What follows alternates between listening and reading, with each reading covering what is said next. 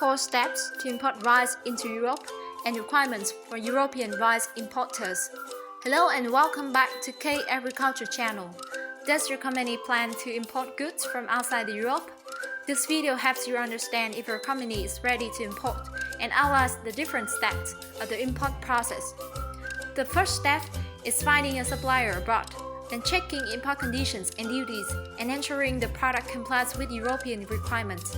After that, you have to prepare the sale and organize the transport. The final step is preparing the documents for custom clearance in the Europe.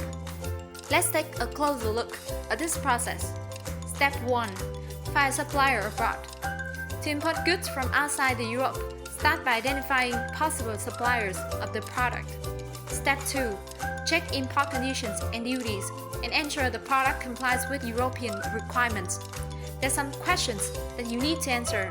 The first one is, can you import rice into the Europe? You normally need to be established in the Europe as a company, a permanent business establishment. This includes being registered for VAT purposes. As an European importer, you need to apply for an EORI number. The EORI number is an identification number that is valid throughout the Europe. Which import rules apply to your imported rice in the Europe? The answer is you need to have an import license to import rice into Europe. Which import tariffs apply to your product? The European import tariff on milled rice is set at $64 per ton. What are the health, safety, environmental, and technical requirements for your product and how to certify them? To make sure the rice is suitable for European markets, you must check the level of pesticides, contaminants, and microorganisms. Useful tip for you is to pre-test your specialty rice with regard to microbiological criteria and for pesticide residues before shipping to your clients in Europe. What are the requirements for packaging and labeling? Woven plastic sacks made of PP or HDPE can be used. For specialty rice like aromatic rice or raw rice, LDPE packaging can help preserve the aroma and flavor. This packaging is often used for retail sales. If you answered all the above questions, now you're ready to move to Step 3. Step 3. Prepare the sale and organize the transport. In this step, you have to prepare and sign the contract with the supplier, including an agreement on who is liable for what, and organize the transport process.